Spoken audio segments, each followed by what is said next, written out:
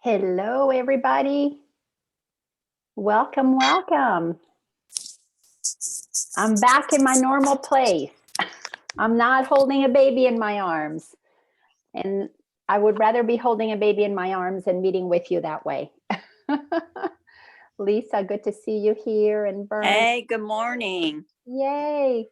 Get all these. And I just want to say to you, I received so much clarity on watching the last two Zoom videos that I missed, especially, I know it sounds trivial, but that chicken situation with Jody, it just brought so much clarity. And I wanted to say thank you before I put myself on mute.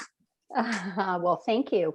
This is why every question, every comment is so appreciated, because it adds to the richness of what is happening here. And I believe in 100% synchronicity. Everything is synchronicity. Either we're paying attention to it or not. That's all that we can do with synchronicity.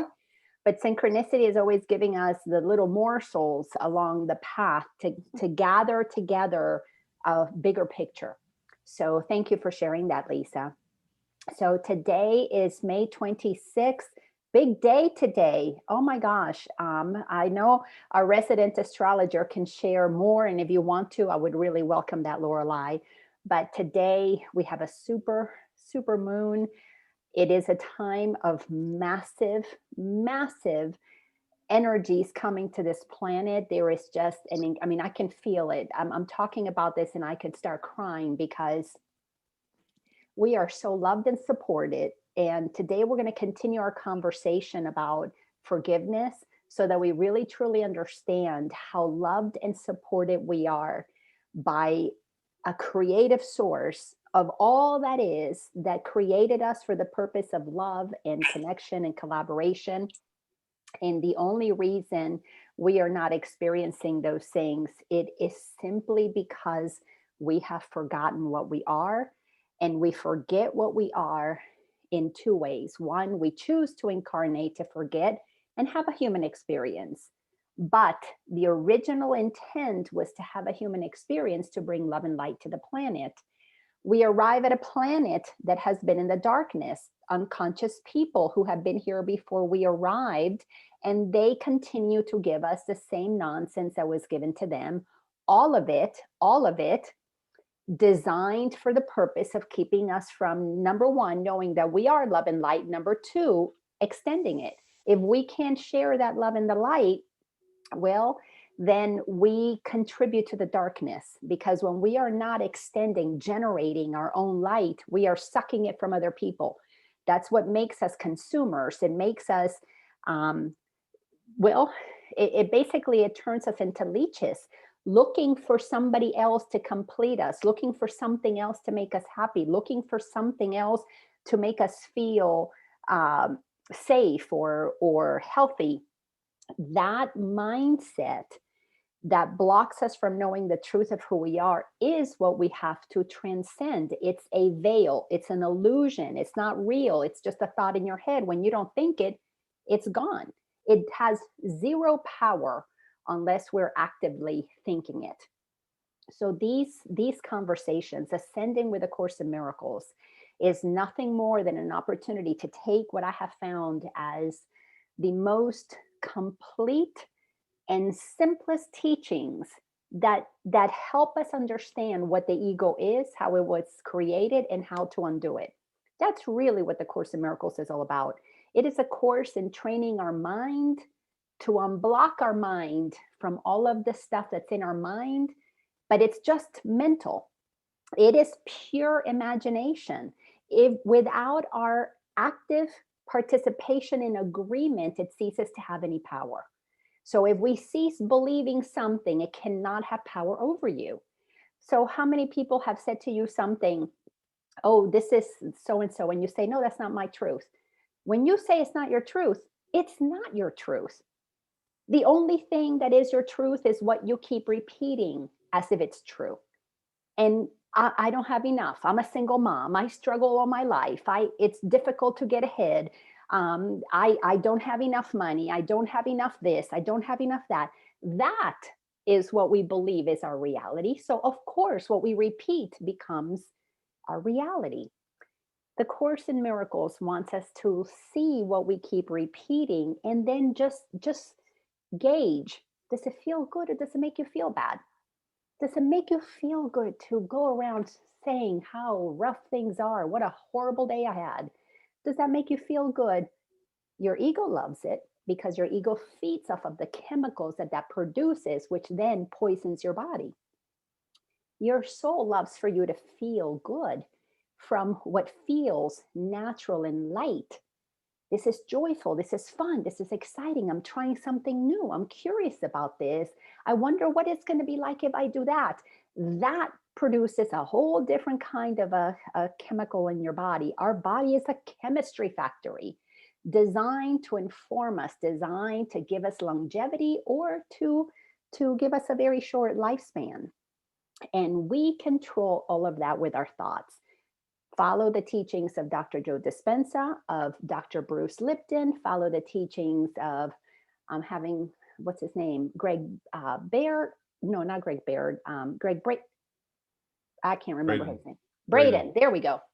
There is a Greg Baird. He teaches about love. But if you follow the teachings of so many scientists who tell you about the connection of your thoughts and your reality, if you pay attention to that connection, that is what mind training is all about, that the Course in Miracles wants us to recognize. The world that we see out there is created by a disconnect from our inner world. We have to connect with our inner world. Every single one of you here who has achieved a certain level of lightness, you're becoming enlightened. I know I'm not fully enlightened, but I am really on my way because I know that I am the light. I'm just still doing my part to embody it more and more and more in all situations with no exceptions. I still make some exceptions and I catch myself. So I have to shift my mind about why would I block my light and continue to extend it. But I'm very clear, blocking what I am never feels good anymore. It just does not. It has ceases to give me the high of righteousness. I prefer the joy of connection. To me, that is way, way more important. So today we're going to continue with the lesson on forgiveness. If we don't understand forgiveness the way the Course in Miracles teaches it, we're missing a huge piece of the puzzle.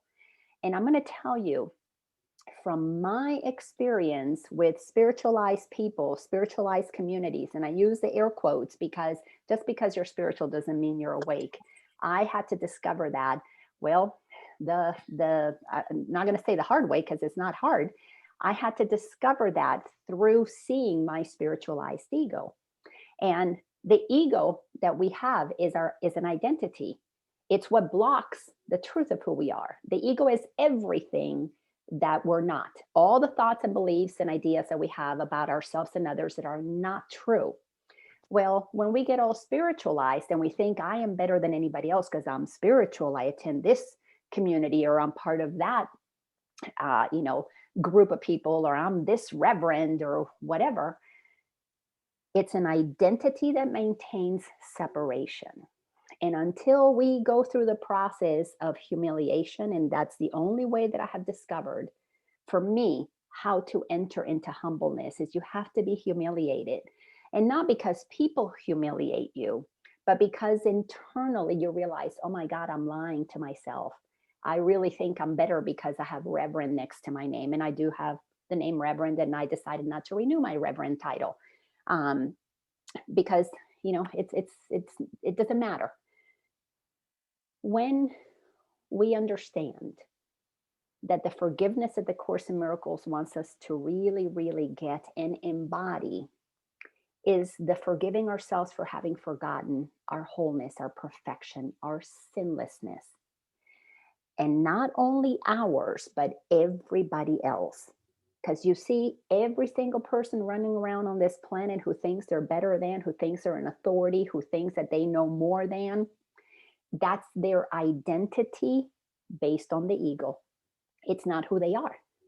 Just like you and me, they're a divine being coming to planet Earth, which is the magnificent playground, one of many billions, trillions, quadrillions, too many to number in the universe. But it is The one planet, from what I understand, where we can come and play the game of duality. We are fully supported by a magnificent, magnificent, loving Father, Mother, God, who knows each and every one of us is a prodigal child. And whether we do it the right way or the wrong way, it doesn't matter. When we drop the physical vessel, every single one of us is welcome back with a massive party. Yay, you made it through the insanity. Welcome back. What we do here while we are on this playground is what is up to us.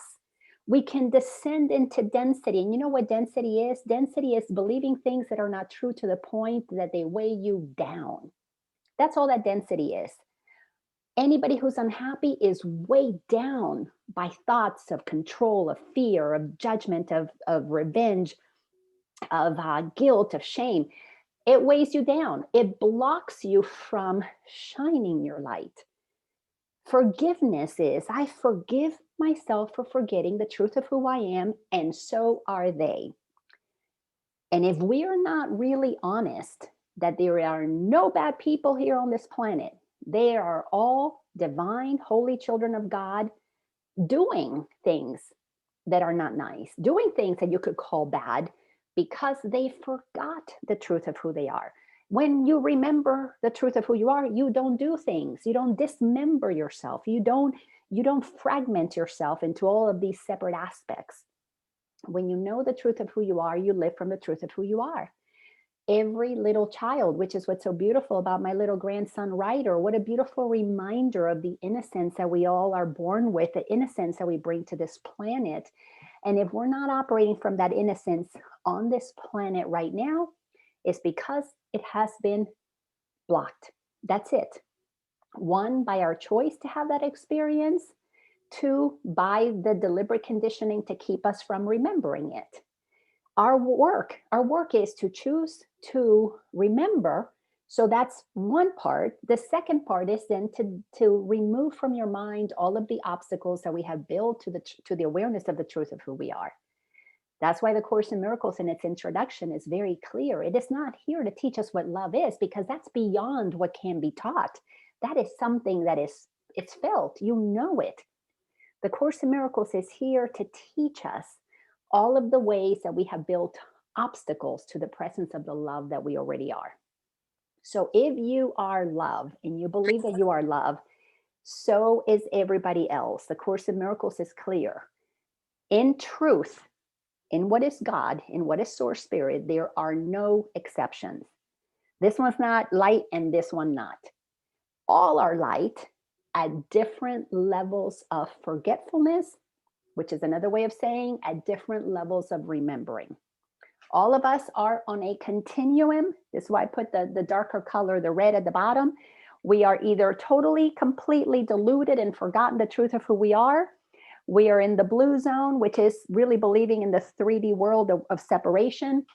We're in the green zone where we're beginning to remember the truth of who we are, or we have achieved the level in the yellow and the light, where you're walking in the world, you're in it, but not of it. And I'm not in the yellow zone fully. I am between the green and the yellow. And every day I do my work. Every day I forgive myself for my mistakes and my errors, because every day I tend to forget a little bit about the truth of who I am.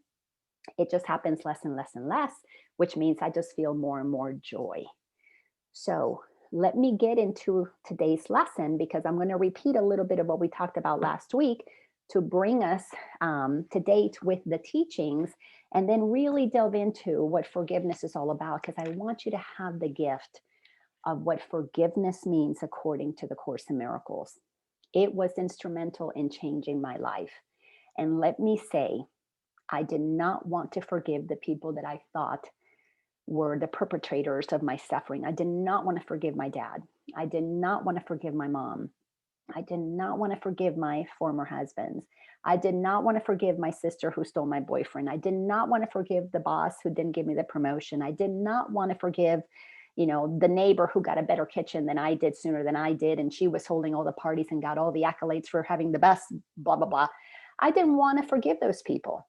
I did not want to forgive the way the Course wanted me to forgive. But when I began to really truly forgive, for realizing that I was holding somebody accountable for the very things I was doing, if not in that moment, very things I had done, until I began to see all of that as a mirror of what was inside of me projected externally, I was not able to truly forgive.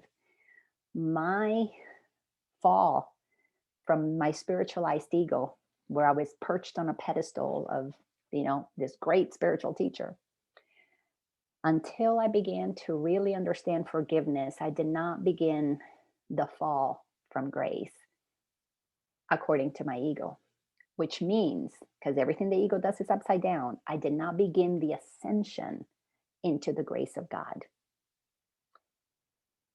So let me share just a summary of what we talked about last week. We didn't get very far. And we are talking about lesson 134, called Let Me Perceive Forgiveness as It Is.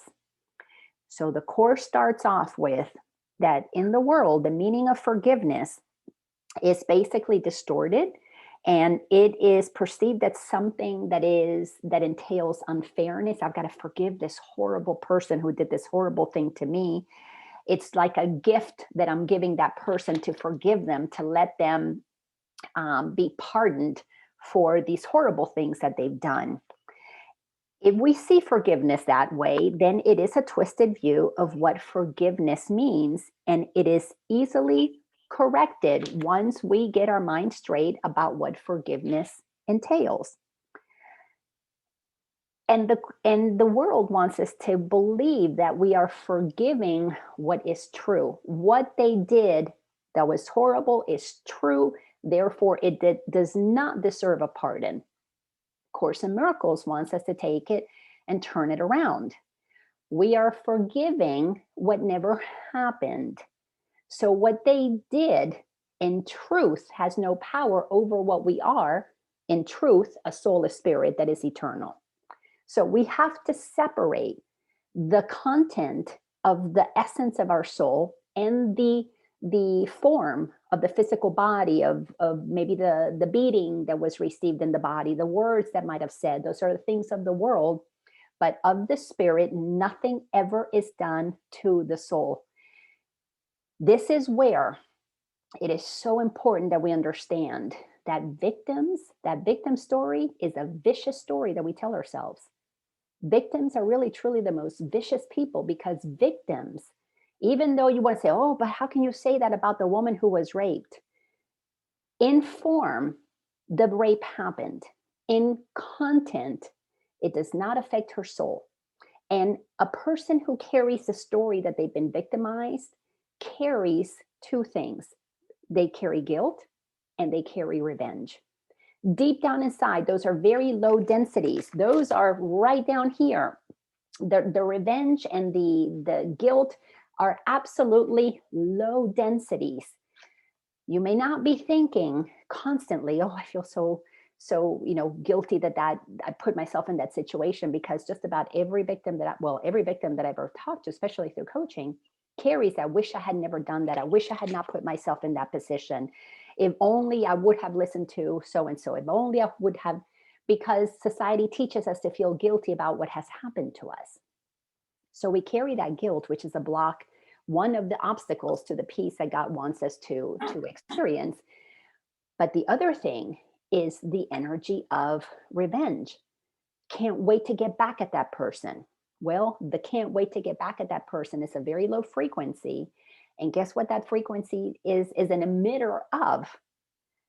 Law of attraction, always operating. It's going to bring you somebody else to victimize you again and again and again, so that you can maintain the story of victimization. So we have got to get really clear. Two aspects. The Course in Miracles wants us to separate everything into two: low frequency of the world, higher frequency, which is of God.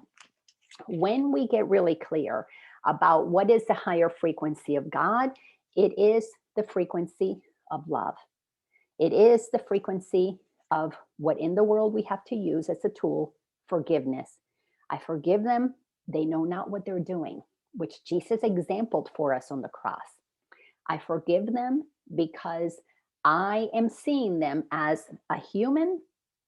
I am forgiving myself now for forgetting that what they are is a spirit having a human experience. Until those two things are separated, are sorted out, we will not really understand the truth that God wants us to understand through A Course in Miracles, which is truth is God's creation. And to pardon somebody is meaningless. You can't pardon a soul. A soul doesn't do anything. A soul is eternal. What we're looking at is what happens when we forget that we're a soul. When we forget that we're spirit, we behave like a human, like a crazy nut. We do things that are of the 3D world. So it goes on to say that the major difficulty that you find in genuine forgiveness on our part is that we still believe that we're forgiving the truth. It's true they beat me up. It's true they cheated me. It's true they did whatever they did to me. We think that is true. From the spiritual awakening aspect of the process of ascension, that did not happen to your soul. It was experienced while you were playing the role of human. Our mind has got to get really clear about those two things. We have to split ourselves in two. This creates, I know for a while, it makes you feel a little schizophrenic. Oh, there's my spirit, there's my human side, my good side, oh, my evil, worldly side. Yeah, it's okay. Feel the craziness for a little while, because as you feel the craziness, you're seeing the two aspects of yourself that you must choose between. Then it goes on to say, this is where we're going to start anew. Paragraph number 4. Because you think that your sins are real, the mistakes are real, you look on pardon as deception. I don't, I don't want to pardon them.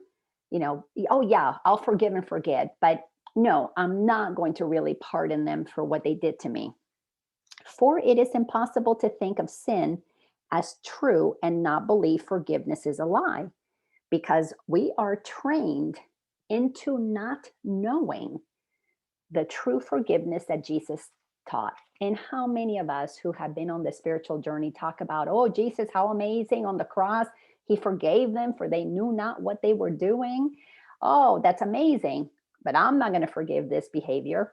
So we have to get ourselves really, really clear about what true forgiveness is. And Habiba, in Byron Katie's The Work, he questioned to gain, yeah, is it true? And that's exactly what the Course in Miracles wants us to sort everything through: what is true of our spirit and what is of the ego. Because as long as we think that what happened to the ego is true, is bad, is real, if it happened to the ego, then you believe you are an ego. You believe your identity as one who is separate from all other beings. What is true of the soul is that you're one with everything and nothing can affect it because it's eternal. It's energy. How can you beat energy? How can you take money from energy? You can't. Thanks, Habiba, for that. Love Byron Katie's work. So thus is forgiveness really but a sin like all the rest. So forgiving them is a sin in our mind because I'm not going to forgive them. Then we keep the guilt going on in the back of our mind about not having forgiven, which I carried for 30 years with my dad. I wouldn't forgive him, and I carried that sin of not for, or that pain of not forgiving him, which of course, in my own mind, yes, I was sinning because I wasn't loving like I was taught to love. Anyways, that adds to that guilt, which is why victims are vicious. You got guilt and you've got revenge. So it says that truth is false and smiles on the corrupt as if they were as blameless as the grass. I am not going to forgive that so and so. What that does to our egoic mind, I'm not going to forgive that one over there. They don't deserve this, they don't deserve that. Eventually, in our mind, it confuses reality and God's reality and the world's made up, the ego's made up perceptions.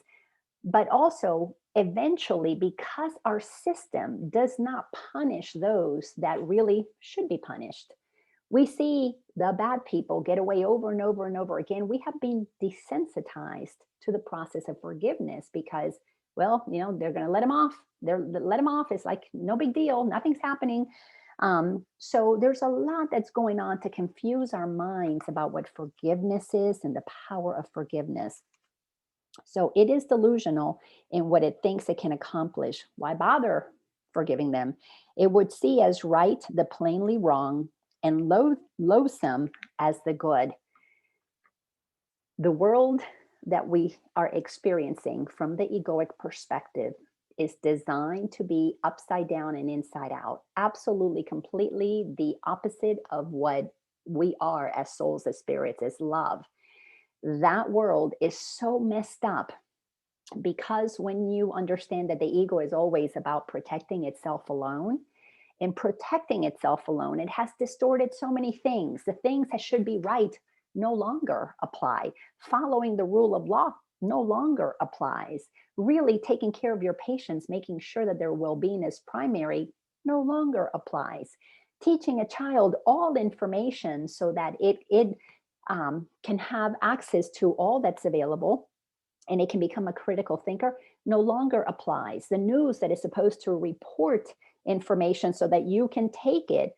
If in education you learned how to be a critical thinker, you would then take what's on the news and critically assess what makes sense or what that doesn't apply.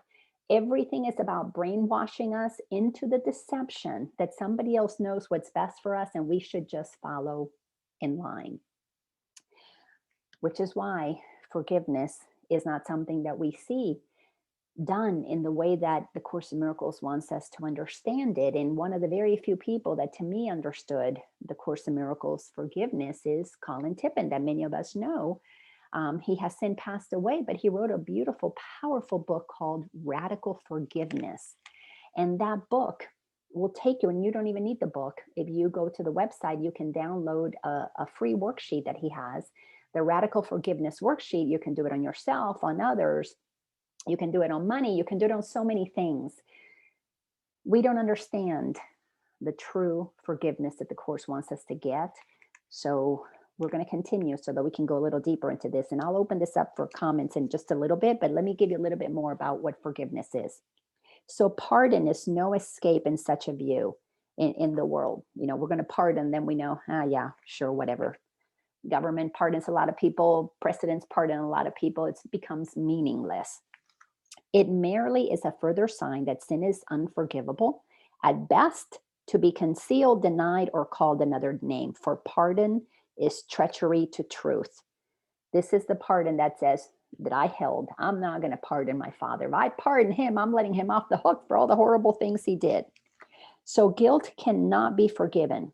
If you sin, your guilt is everlasting, which is why in victimhood, guilt and revenge are the two active frequencies. And I cannot stress enough, victim is the other side of bully, which is why revenge is the bully energy to feeling like a victim. And until we see how those two go together and how we project them out there, because the world that we're seeing is a world that what they're doing to me makes me a victim, and my judgment of them makes me a bully. Until we eliminate that frequency, we cannot rise to the frequency of forgiveness. So all of this just makes it more clear. Those who are forgiven from the view that their sins are real are pitifully mocked and twice condemned. First by themselves, oh, I'm so guilty of my sin, for what they think that they did, and once again by those who pardon them. I pardon your horrible deed. So not only do they carry the guilt, but then guess what's the other side to guilt? The shame. Oh my gosh, the world has caught me and now has condemned me. It is sin's unreality that makes forgiveness natural and wholly sane. This is where we're shifting to what the Course in Miracles really means by forgiveness. It is sin's unreality. Brother, sister, who you are to me as my holy brother and sister, you haven't done anything. I forgive you because you didn't know what you were doing when you were believing you were a separate ego, when you were believing your personality, your identity, your entire mental construct of who you are, what is right, what is wrong, what society has taught you. all of the ways that you perceive the world, when you look at it through those lenses. Oh, you're Arab and I'm Jewish. Okay, I hate you. You're sinful. You're terrible. That's only because you're believing that you are this and they are that. When the mind gets cleared up of all of these misconceptions, what is left?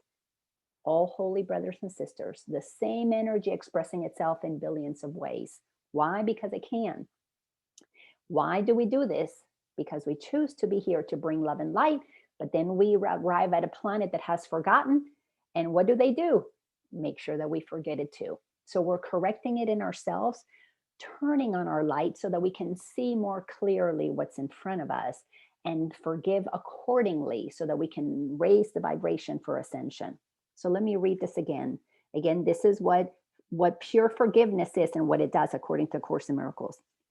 It is sin's unreality that makes forgiveness natural and wholly sane. A deep relief to those who offer it, a quiet blessing where it is received. When I finally forgave my father after 30 some odd years, realized, wow, he didn't do anything to me. He made a choice for himself. He wanted to be happy. He's entitled to pursue life, liberty, and happiness. He was pursuing happiness. A Course in Miracles says our purpose is to be happy. He wasn't happy with my mom. He wasn't doing that to hurt my spirit. He was doing that to honor his. In that forgiveness, I felt such release. I could feel internally going, wow, for 30 years I carried the guilt of not having a relationship with a father and the revenge that I was not going to let him get close to me because I was not going to let him abandon me again. All the while, see how vicious that is? All the while, my ego had me convinced that what he didn't deserve forgiveness. I carried that density. I carried the inability to connect, to have the very thing I was wanting for 31 years, which was that connection. That is why it's a quiet blessing, because you feel it inside. And where it is received, it's also a blessing. And when finally my father heard me utter these words, which he was already dead by then, but I had an experience where I was able to visualize him and the two of us having this conversation where I finally uttered the words to him in my visualization. He gave me a big old hug and he said, I am so glad that I stood for the one who taught you the lesson of how absolutely painful it is and how much life and love it sucks out of you when you hold on to that resentment that causes the desire to have revenge.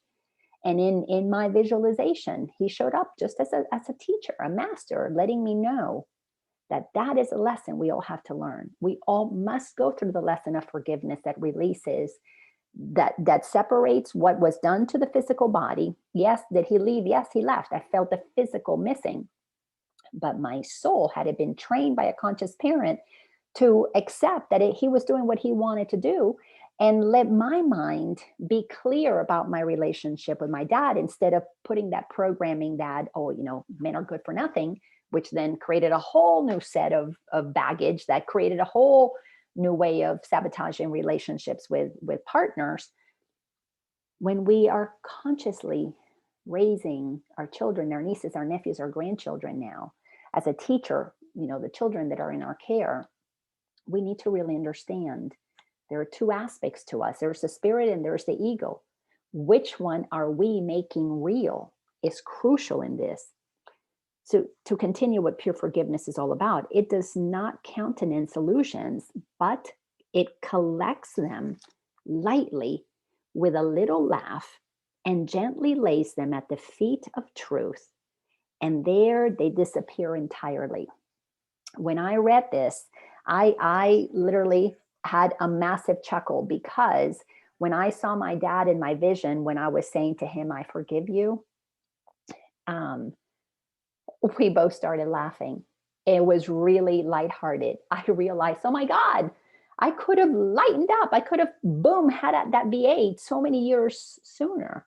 but I didn't have a conscious person. I didn't have anybody in yellow or green helping me understand that. I just had a bunch of, people in blue or red, righteous and indignant, and they don't deserve this. I had people pulling me down, my consciousness down. And of course I went. So I take full responsibility. I didn't have to believe what my mom and my grandmother was saying. But another belief is that mother knows best, father knows best. So I had to undo in my mental, cabinet, this story that others know better, which is why the Course in Miracles tells us that we have one main problem. It's the authority problem. We have placed external authority or authority. Our ego has been given authority over what we believe instead of God having authority. And God, source, spirit, whatever you want to call it, the authority is truth. Truth, you're eternal, you're energy, you are love, you're one with all that is. And when you filter everything through that truth, everything else is just an experience that we get to have at different levels of density. How deeply entrenched are you in separation and anger and fear and condemnation and guilt and shame? Well, then you're denser. Hard to get anything through your head when you're being that dense. This is where the stubbornness comes in.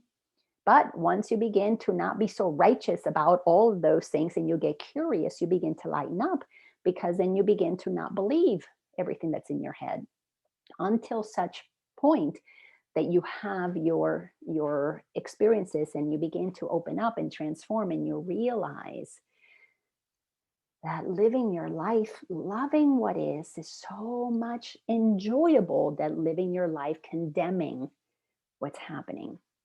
So let me stop here. I want to hear from you. What are your thoughts? What did you pick up from that? Did anything resonate? Did it not? Can you connect this to an experience? Let's open this up. Please unmute yourself and share. I want to hear from you, you wise, holy masters. Can you relate?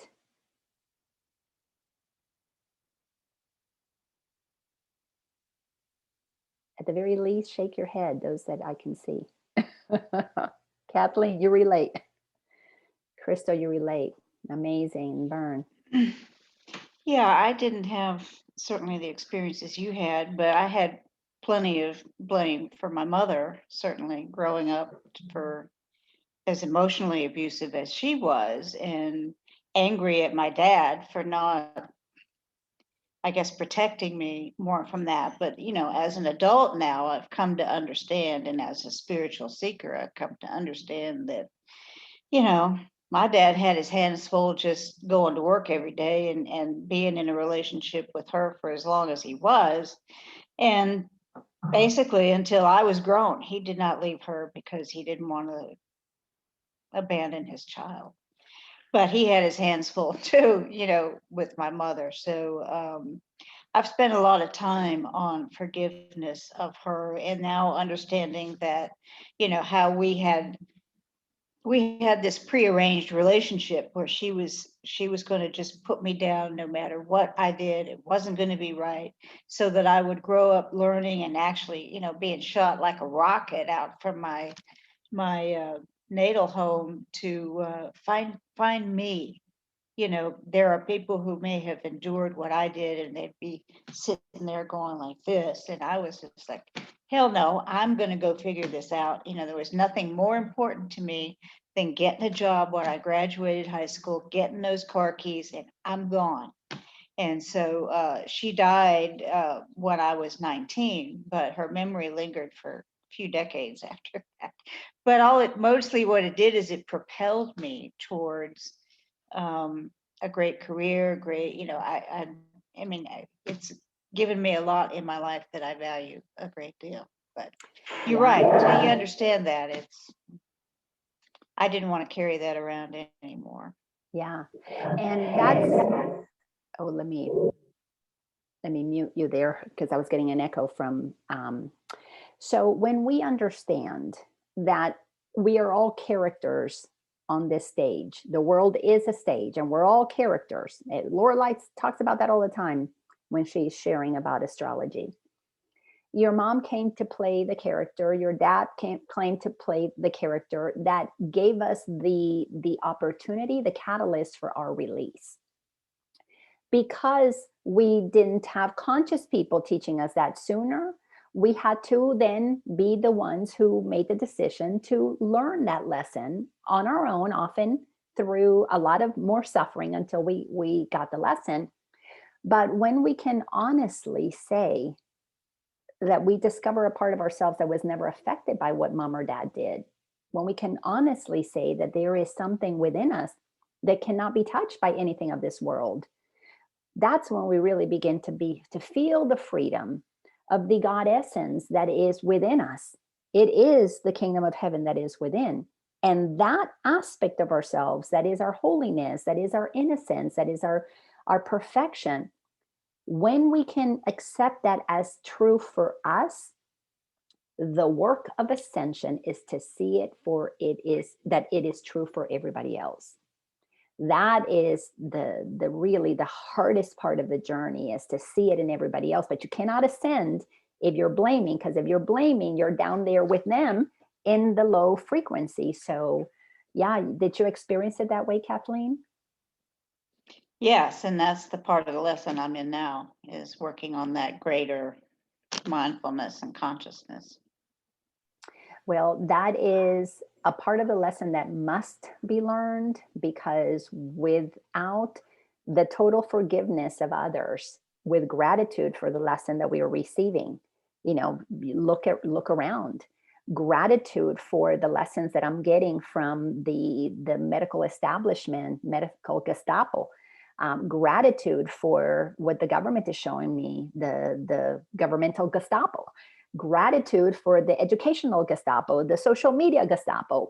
Basically is beings that are playing at low frequencies, and their role in their mind is to be right about what they believe, and they believe they have money and power and they can exercise it to make us do whatever they want. Well, those are big lessons. This is why humanity is in the middle of an ascension, because we have a lot of teachers, and now we have enough consciousness. There's enough of us who know that holding grudges doesn't feel good. It is time for us to have done enough of the forgiveness work to know that forgiveness feels better, and begin to forgive them, for they know not what they do, so that we can then move into the action that is necessary to stop the insanity on the planet. But you cannot move into action from love while we still believe that they are bad people, while we still believe, oh, I am not going to forgive that blah, blah, blah, blah, blah person for doing what they are doing. I'm not going to forgive that, vaccine giver, because look at how many people he's hurting. We can't do that, because if we blame them, guess what? We are in the lower frequencies. That means we have not ascended. Our consciousness is not free to bring healing to the planet. Our consciousness is low in revenge mode. And that is a very difficult thing for spiritual people to understand. Spiritual people operate in one of two ways. And I'm going to talk different spirituality. I'll get to you, Lisa, right after this. There's the spiritual people who, like me, move down the path of spirituality, as in the love and light and kumbaya and airy fairy unicorns and butterflies. We don't want to look at the negative. Cancel anything negative. I'm going to live in this bubble of only the positive. Well, that spirituality, the ego loves, because it has us not looking at the negative. Oh, we don't want to look at it. Well, what you don't look at is expanding. It only goes away when you look at it and make a decision that you don't want it there anymore. So that spirituality is quite challenging to move through, because you think, oh yeah, I'm talking to God and God only wants me to see the good stuff. No, God wants you to see that everything is good, which means you have to look at what was not loving and look at it and say, I call forth the good in you. So that's one spirituality. The other spirituality is the religious spirituality that justifies the wrath of God, and God's going to come down and rain fire on this, that, or the other. And now it's all about all the bad stuff. But there is that middle road spirituality where you move out of the chasing only the good and the calling only the wrathful, and you move down this middle way that Jesus talked about. Jesus taught us about the way. Um, Buddha taught us about the middle way. Aerosmith even sings, walk this way. There is a way. There is something that is other than what we have been taught. And down that path is the recognition that all is God choosing to have an experience of duality. And it is our job to call that into alignment, to remind what is acting in separation and in righteousness, to let it know, no, you're not.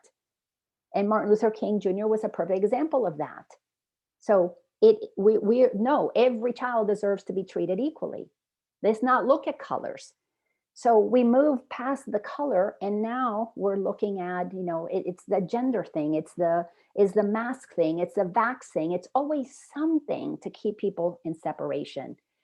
And our work is to come into alignment in the middle and call everybody into the truth of who they are. Magnificent, holy brothers and sisters acting like they forgot the truth of who they are.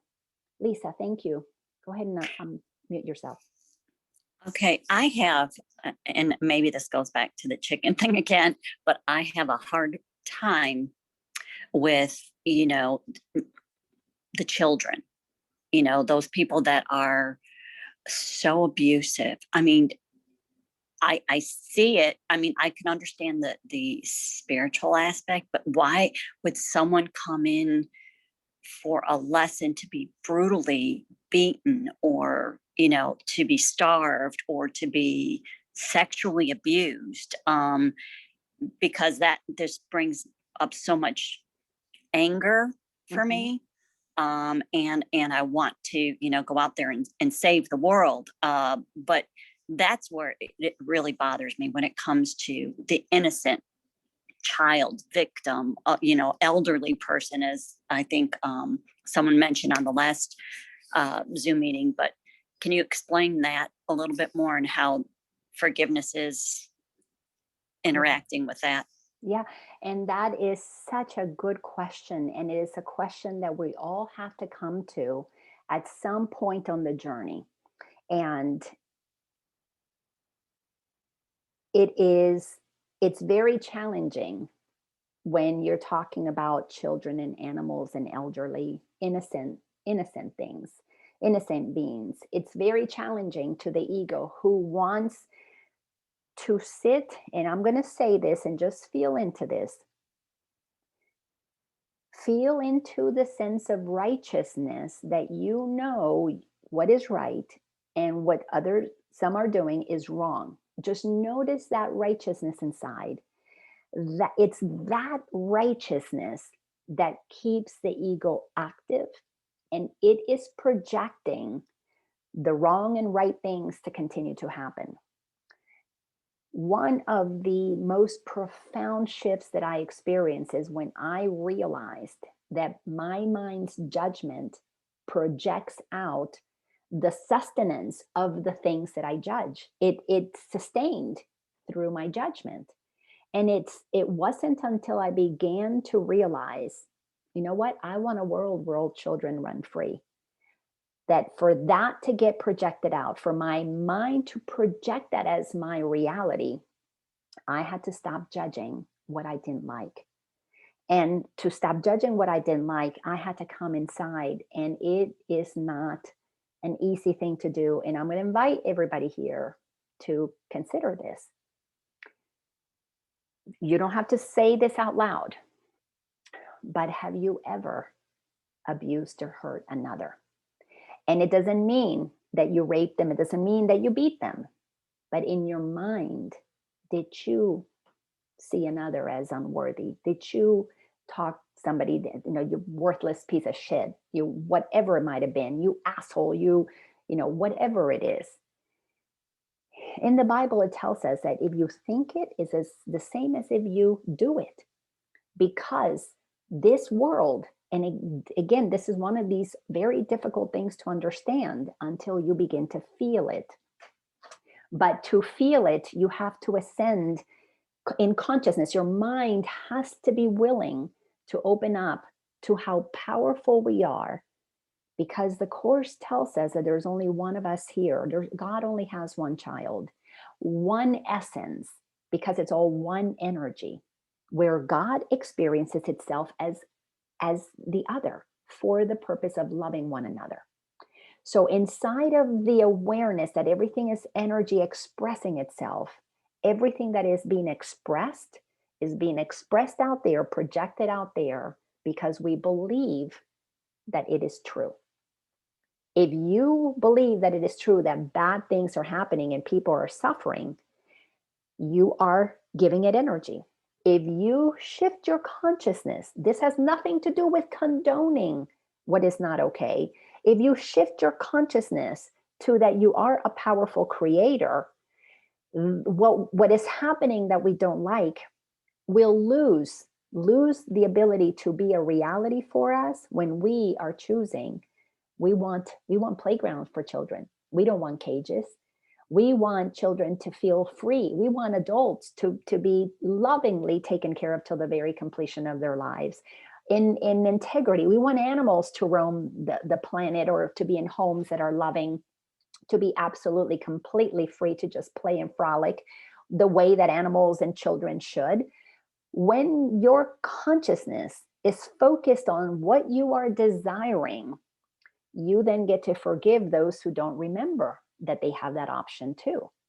So the mind has to go through incredible gyrations of bringing itself to the light to see what blocks the light. What blocks the light? And this is another very uncomfortable part of this journey. Not only do we have to see where have we been abusive, but we have to admit that that abuse happens because we say we don't like it, but what have we done about it?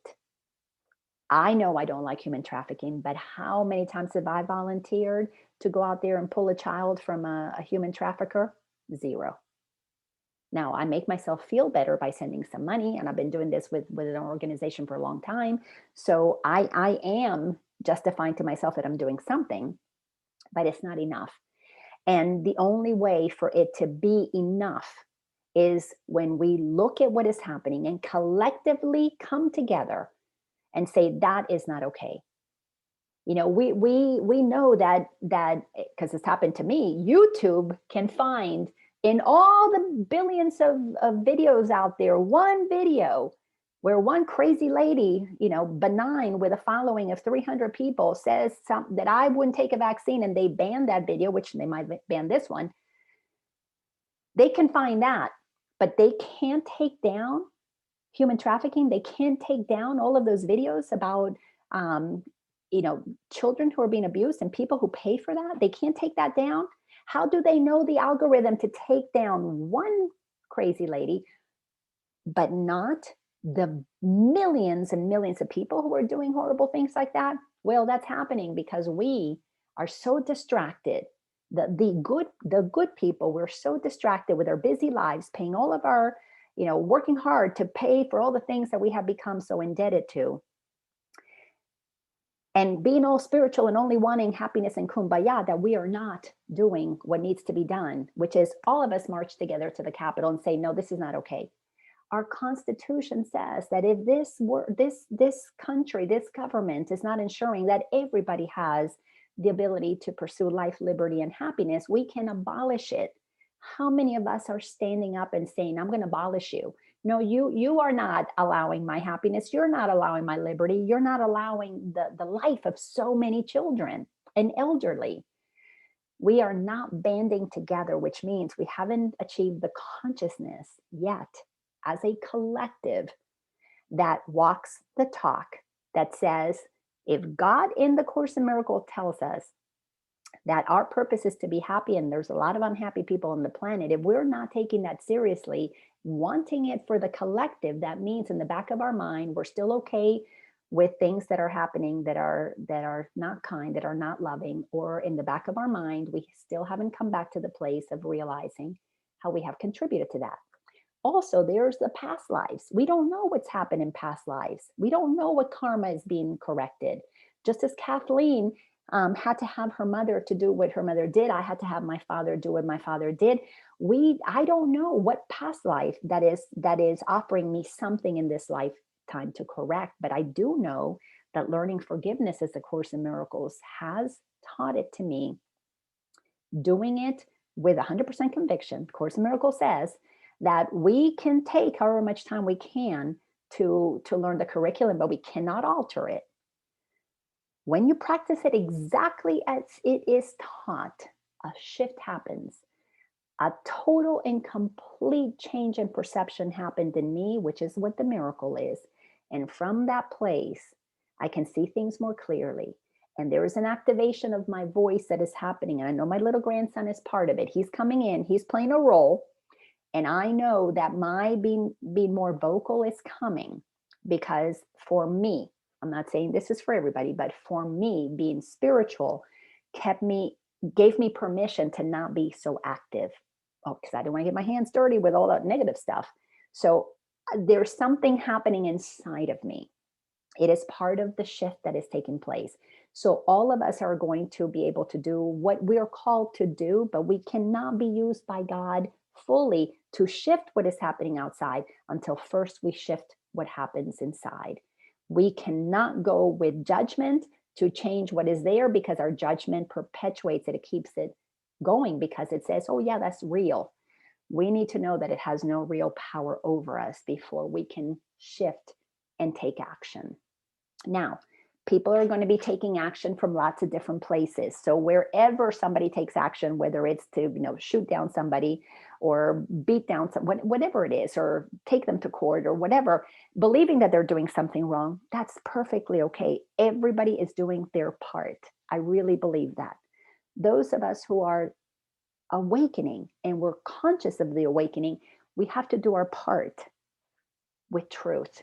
We have to, like Jesus, say, forgive them, they know not what they are doing, because our role is to call them back to their holiness, not to beat them down for what the ego has made them believe that they did. Because if we make them wrong, we are perpetuating the victim side, which then creates the revenge side. And that cycle is what we were breaking out. So Lisa, tell me, did that make sense? Did that give you a nugget of?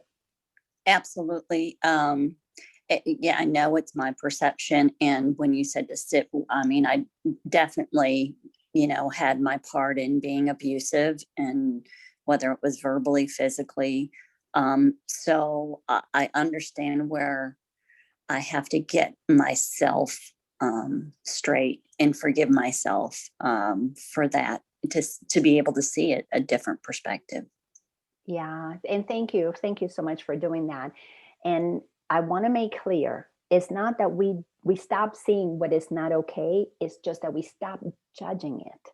When we stop judging it, means that I think I know better than you. We then come at it with a very clear discernment that you are my holy brother and sister and you can do better. It's a raising them to a higher frequency versus us dropping down to go to battle in that lower frequency.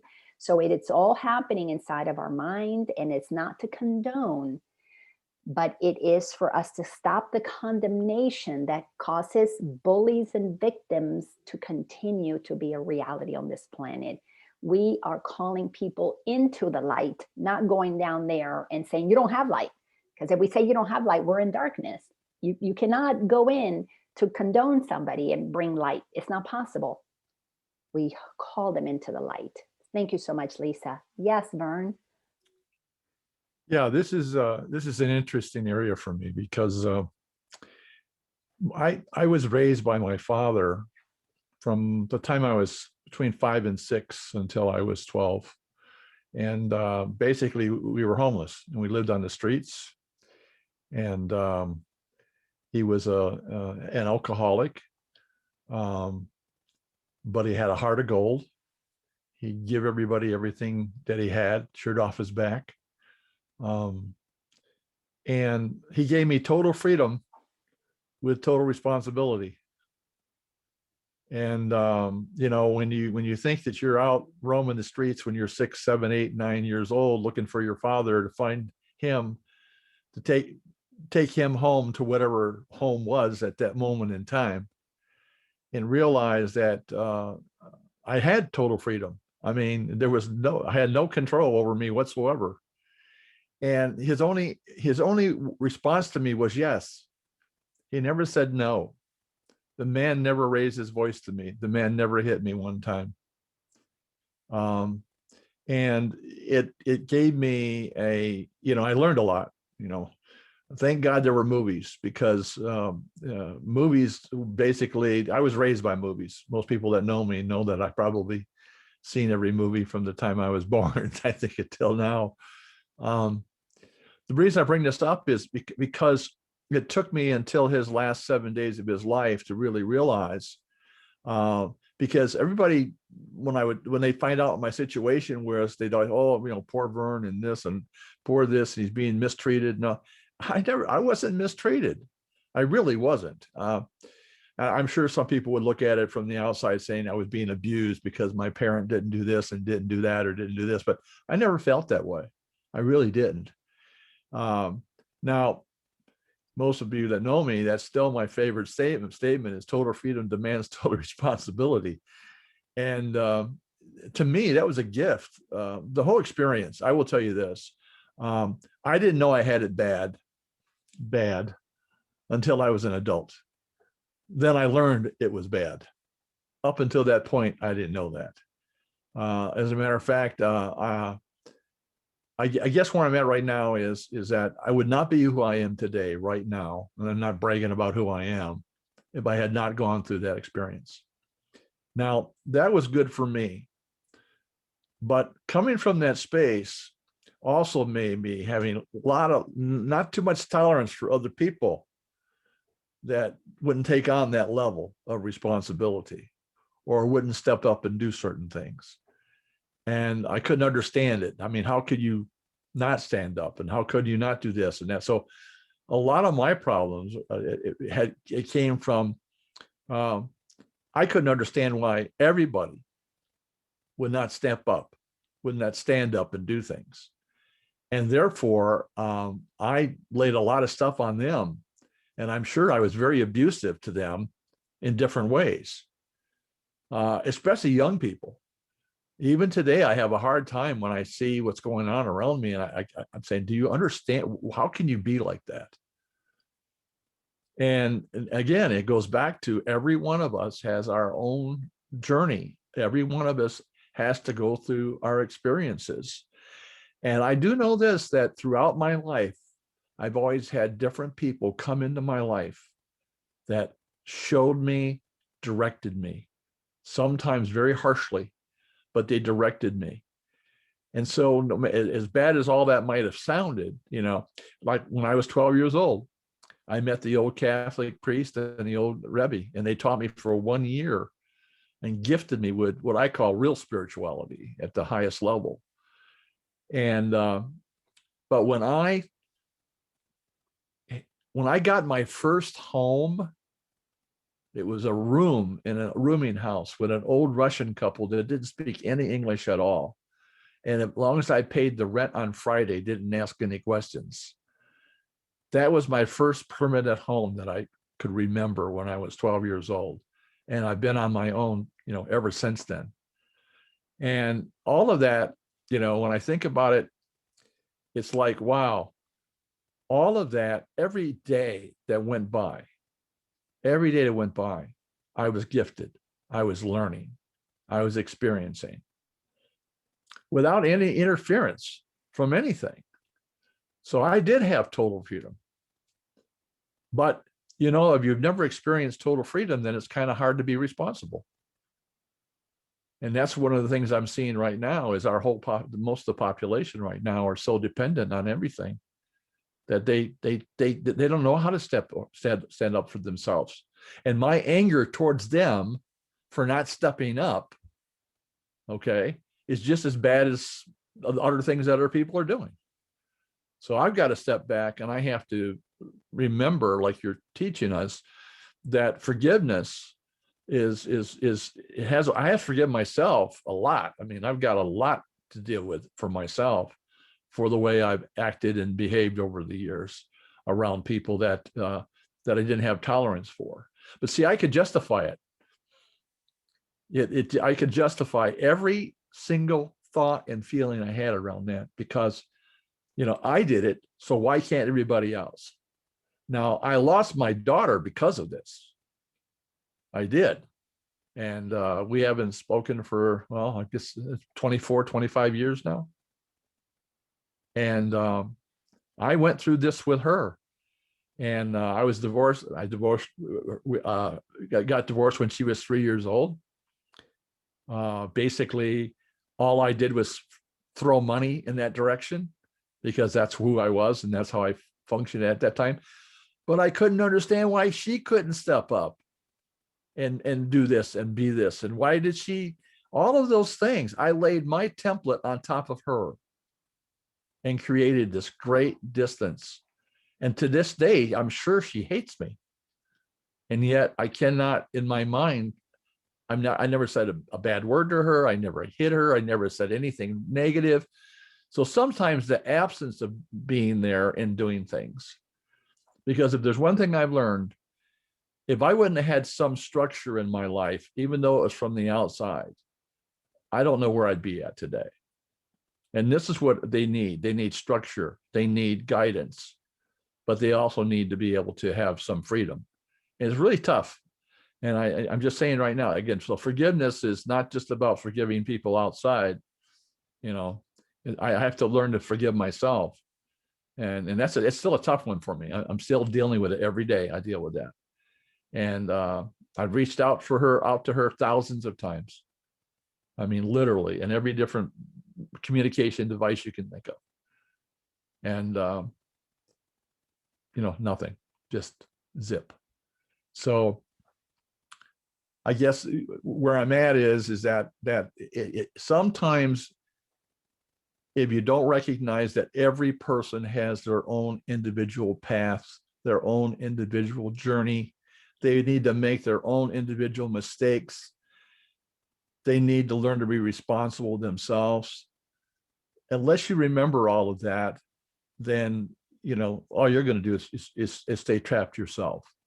So I guess I rambled a little bit. I apologize. Went off. No apology needed. I was just thinking about her this morning quite a bit. So that's probably what's absolutely still laying in there right now.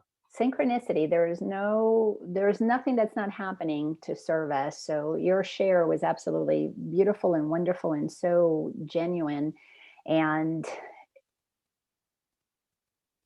when I began to see everybody, literally, like Lorelei says it, as a character in our lives, what aspect of ourselves are they mirroring for us? The forgiveness has so much to do with that. What are you showing me? What is it that I need to see? Because everything is, well, all of this is a hologram, and ourselves are in everything. Powerful, powerful opportunities for learning about forgiveness, for money, like you said, throwing money at it to hope that it fixes it. We've been conditioned to value money. Like money is, I sent you money, you should be okay. I've heard that so many times from my father. You should have called me back. I sent money, or my mother, or whoever it might have been. And there are just so many unconscious things that got woven into all of our life experiences that we have to unravel. But the beautiful thing that you were able to receive, that independence, that freedom, is probably the thing about you that I most admire. I can feel your sense of freedom and how everybody deserves that. That to me comes, it's a given about you teaching people to find that freedom, because we all have it. But most important thing with forgiveness is we have to free our minds from those judgments, free our minds from what's right or wrong, free our minds and go into, like one of the course lessons tells us, I rather see peace instead of this, to move ourselves to a place of neutrality. And what are the lessons? What are you here to show me that lets me see what I no longer want, so that I can focus strictly on what I do want? Because that is ultimately what Ascension is. We want only what we want. We want connected relationships. We want freedom. We want opportunities to express ourselves. That's what we want. So we have to extend that to others. Daughter, you have the freedom to express yourself the way you are being. You've got permission. I am no longer going to judge it, but to get that mind straight to do that means that we've got to stop being a victim to what has happened to us. This is not easy work. This is not for the faint of heart. Let me share this paragraph so that we can complete our today's portion with this, so that you take this with you. Paragraph 7, forgiveness is the only thing that stands for truth in the illusions of the world. Think about how profound that is. In a world where we think we have sons and daughters and fathers and mothers, none of that is true. It really isn't. It's an illusion. These are characters that are aspects of the same one energy that we all are, playing those roles, fragmenting themselves to play that role. To wrap your mind around that there's not a father, there's not a mother, there's not a son, there's not a child, there's not a boss, there's not a this, there's not a that. If your mind can wrap itself around that it is pure energy expressing itself, now we're coming closer to the truth. God's truth. It is all energy expressing. Can we find the gratitude in our heart for that energy that is expressing itself, so that in my human sense of separation, I can learn more about who I am? That's where this begins. The miracles begin to happen, because your mind gets corrected. Oh, it's just God expressing itself. Now, can you be mad or blame or judge or be upset with God? Not if you know you are it.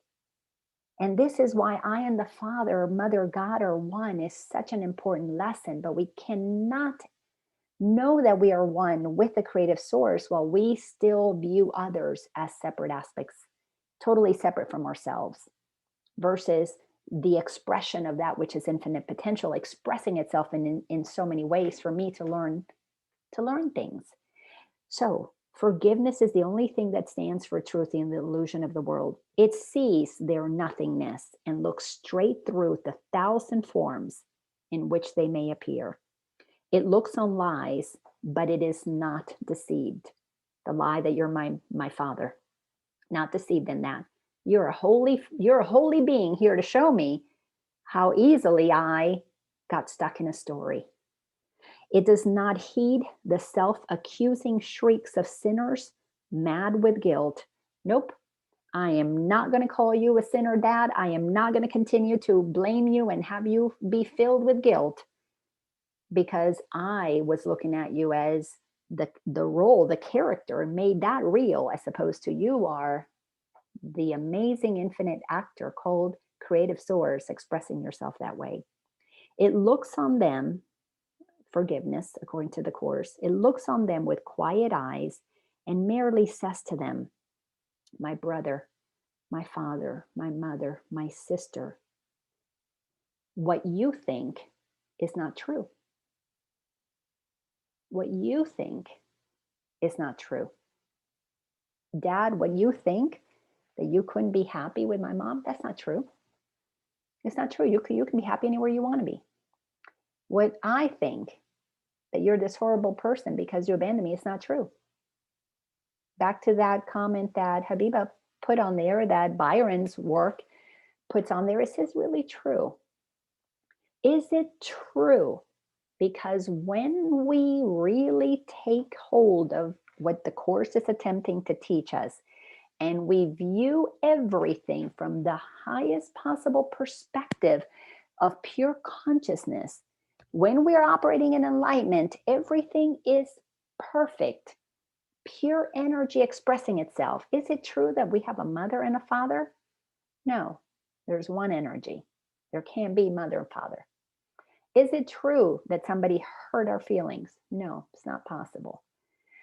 Is there an experience of that? Yes, absolutely. Is there an experience of father, mother? Yes, absolutely. We're here to experience. But what we are waking up from is the slumber that we have been in for thousands and thousands of years, for many, many civilizations. And it is time for us to correct this. We have fallen into the illusion that just because we enter the planet, all that we see is real. And that has power. Authorities outside of us, they can make us happy, make us angry, make us mad. That can give to us or take away from us. All of that is projected out there for us, the infinite creative source of all that is, to have an experience. What has happened is we're tired and bored of the experience of pain and suffering. For that to end, we need to look at it and say, I don't want that anymore. So I'm going to quit believing that you have power over me. Harness our power again. From love and light, look at what is happening and call them into the light. We must call everybody into the light. This is why the experience that I had with my father, although he was gone and it was strictly in my consciousness, which is where a lot of healing happens for many of us whose family members or loved ones are gone, is in consciousness. We recreate it because the mind doesn't know the difference between in person or in imagination. It's all the same thing.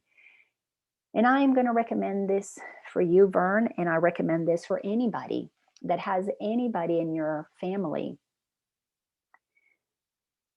to bring them into your consciousness in imagination. Whether they're still on the planet or not doesn't matter. We are one. We're communicating and we're sending a frequency that says, you know, I'd rather be happy than be right. It's one of the lessons of the course. I'd rather be happy than right. And I'm realizing that you're here to play a character. And the character that I played, the angry daughter, the upset father, the disappointed, sister, uncle, abusive person, whatever it might have been, I don't play that role anymore. I stopped being that because I realized it's not the essence of who I am. Instead, I want to feel our connection. I want to create a world where my children, my grandchildren, your children, grandchildren, great grandchildren will come into a planet that is operating in the light, that we are co-creating something that is giving everybody the ability to see clearly that we want to operate from love and not fear. We want to operate from kindness and not greed. We really want to make a shift. And I'm starting with you in my consciousness. I'm seeing you differently so that I can feel differently about you. And when that shift happens here, if those out there that are still on this planet are meant to connect with us, it will happen. But we have to recognize that we don't want to carry guilt. We don't want to carry shame. We don't want to carry judgment. Those are densities that hold us in low frequencies that cause the opportunities for those cycles of karma to repeat themselves. We want to ascend to a place, and this can be a very lonely place. Of course, we're coming and finding each other here, but it's a place that in our mind, we have to set it straight. We are one with the creative source. I and the Father, Mother, God are one. I know that for me. Now it's about acting that way all the time. I don't all the time, but I know it's my truth. So it's in my head and it's moving little by little, moving to my heart, moving to the space of recognition that if I want to live that way, I could. And if I'm not, it's because I'm thinking I can't. So it always comes right back to me. Yes, Lorelei. I just wanted to offer that exactly what you're talking about, what Vern's talking, what everybody has said so far, the opportunity that we all have during this full moon lunar eclipse, because lunar is the past, lunar is family, is really to release the old, the clear away the dead wood, the karma that might have dogged us, most of our lives. And it's like rebooting the light or defragging the computer and letting go of what's complete and what no longer resonates. Whatever the truth that we've believed that no longer resonates, this is the opportunity we all have to let it go, to let go of baggage, and to know that the answers are outside of our mind. It's so easy to think it really. So this particular lunation is offering all of us the opportunity for greater faith, for greater trust, and to be able to connect with those that we can confide our truth into, or what we have believed again that no longer serves us, and what we decide to believe that can serve us better now. It's like the opportunity to process the truth that's been hidden in the shadows, or, bringing up the karmic material from the past to decide, does that serve me now or not? And be able to shine the light and to let it go, to be able to understand any conflicting emotions we have, and that we all have this opportunity to be an example of the divine light, and really to be gentle with ourselves and everyone in our world, because whatever's breaking apart now can come together in brand new ways. So I just wanted to offer that. Oh, that's so beautiful. Thank you so much for that. And the main word that jumped out is gentleness. We have to be gentle with ourselves, because in this process of forgiveness, what we're really forgiving ourselves for is all the ways that we have lied to ourselves and to others. That to believe that we're separate, to believe that others have power to hurt us. You hurt my feelings. Nobody can hurt your feelings. You're in charge of your feelings. Nobody can, make you feel bad. You're in charge of whatever happens inside of you. And that gentleness is crucial. And we learn to be kinder and gentler with others after we have felt how good it is to be kind and gentle with ourselves. So thank you so much for that, Lorelei, because what is happening is that there is so much more light on the planet. We're seeing more of what was dark. It's just, you're seeing it more clearly. You know what? Next week, I'm going to bring in a visual example of that, of what's happening. And the more we see clearly what we don't want, the more it's in our faces to acknowledge that we have contributed to that. There is nothing dark on this planet that is not possible inside of us. All from lying, cheating, greediness, to abuse, to murder. We are all capable of that, because all of us are infinite creators. And that creation is there because it's part of our one energy. So it has to be ours. And that acknowledgement that it is ours is what allows us to then gently say, I don't want that anymore. Because this world of darkness is the manifestation of a desire to experience separation. We desire to experience separation. It's not creating itself out of the blue. It's creating itself for us to have that experience. So when we decide we don't want that experience, we first have to see what we don't want. And instead of the spiritual side of judging the bad stuff or denying it, we come to the middle and accept, okay, I played that game and I don't want to play it anymore. That gentleness has to happen inside. And what I am sensing, what I am hearing, is we have some real upheavals that are going to be activated June, July.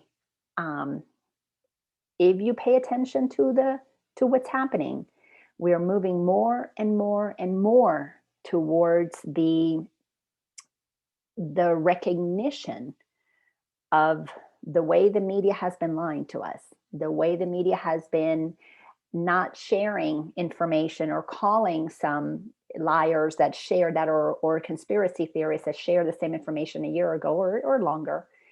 So we are seeing now the darkness turning on itself more and more and more. Be prepared, because the darkness is no different than a caged animal. Now that we are coming in and seeing it, that caged animal is going to be doing everything it can to protect itself, which is what the ego does. Pure selfish greed, survival. That's why it has a reptilian brain. Pure survival. It's all about me. It is going to attack. It is going to growl. It is going to attempt to take everything in its path down. I implore you to look at it with forgiveness and say, you no longer have power over me. Lying media, you have no power over me. Your lies no longer, I don't see that I find the truth on my own. You government, I see what you've been doing. I see the controlling. You have no more power over. I do not submit to your controls. I recognize you've been playing a role. I have attempted to control people in my life. I don't want that anymore. I want truth. I want honesty. I want integrity. Can you be truthful, honest, and integrity? We have to embody it in order to recognize that we want that to be our reality. We have to be the change we want to see. And we collectively that are coming together and seeing these things are creating that new earth, are going to come together. The more the darkness and the light bifurcates, the more we split, because it's just part of the process. Those who are ascending have to see with eyes that nothing has power over them. Those who are descending into the lessons that they need to have of karma, of separation, of guilt and shame and blame, they're going to find each other. And it is a time that we are splitting, because ascension means that we're ready to play in a world of love. Those who want to play in the world of fear have the same power that we do to create that reality, and they're going to continue to experience it until they say no. This is why we have free will. We have free will to deny our light. We have free will to choose our light. Anybody who is denying oneness, denying freedom, denying responsibility, denying that we are all sovereign beings, they have to have the experiences that will give them the lessons, that if we've learned our lessons, our work is to forgive them. They don't know what they're doing, just as we didn't know what we were doing when we were deluded. That is the kind of love that releases the world. But what happens when your mind is no longer in judgment of others, you hear guidance. And that is what the Course in Miracles wants us to really understand. The quiet mind hears guidance, the heart speaks. That is what is needed now to move us into action, guided into action from our heart. The heart is never moving into action when condemnation is present. That's of the head. So we have to be super honest and forgive ourselves the minute we go into judgment, especially now. If you're judging yourself for not doing this right, if you're judging yourself for forgetting to shift and to lift. So gentleness, gentleness, gentleness for everybody. And thank you all so much for being part of this conversation. I look forward to seeing you next week. You know, I post the videos. If you know anybody who's open to these conversations, please share this. Let's get more people who are open to this conversation to understand that there is the way of the heart, and it doesn't condone what is happening. It just doesn't judge it so that it can be used in a way that helps shift the collective. But it typically happens through example first. Thank you so much. Please unmute yourselves and share if anybody got a nugget from today, anything that you want to take with you, that you're going to apply, that you found was helpful. Yes, Christo. Wow, lots of nuggets, tons of them. And thank you, Vern. That was a wonderful share. It was very, very profound. Thank you.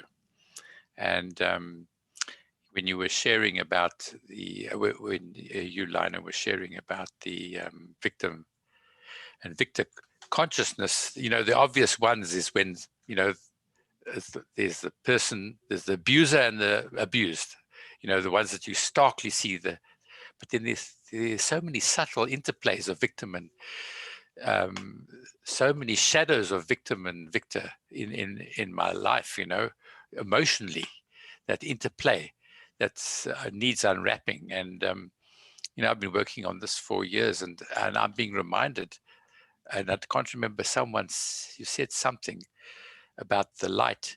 It's like trying to remove all the dark pieces in a dark room of myself, you know, as opposed to just bringing in the candle and working on bringing the light forth to just overshadow all the shadows or cast out the shadows. And I'm reminded about the Rumi's saying, the task is not to seek for love, but merely to seek and find all the barriers within yourself that you have built against it.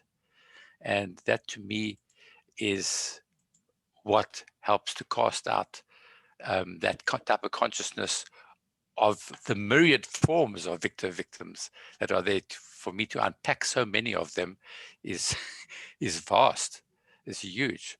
And also the other aspect that you mentioned, just now, changing tack to the speaking to resolving issues between people. I remember Brenda, my partner from several years back, when we were together, she was having trouble with her father. You know, they were quite estranged, emotionally estranged, and she hadn't spoken to him for a while. So at that time, we were working with this kind of work, and she got him into, she set up a contemplation where she invited him to come sit opposite her. And they had a dialogue, and she told him about the past that she forgave him for, and her part. And she went through a whole thing in the contemplation. 2 weeks later, she gets a handwritten letter from him, and calling her names that she remembered when she was a youngster. You know, so he had obviously received some form of compassion in the contemplation, and from that time they had some level of resolution where she was able to be in her love space whenever he would push buttons that no longer existed, because they'd resolved this a lot. And it was wonderful to know that format works, because you know, it was something she did when I was with her, and then 2 weeks later she gets a letter from him. It's amazing. So thank you for all the sharing, and it really is fantastic reminders of what is available for us to ascend. Thank you. Thank you for that share. So wonderful. Yes, we don't have to be in person with anybody to heal the divide, because we're healing it in our own mind. Thank you. Jody, Natalia, anybody else? Kat, just at least unmute yourself. This is Jody. I don't have anything today other than hello, and thank you all for your beautiful, genuine shares, and for the amazing reminder of when we're judging, we are not being the light. So love you all. Thank you, sweetie. Well, you guys have a wonderful rest of your day. Enjoy this powerful moon, May 26th, and we will see you next week. Thank you all. Oh, thank you for the love. Thank you. Thank you, Laina. Thank Of you. course. Bye, everybody. Bye, Bye. all. Bye. Thank you all. Absolutely.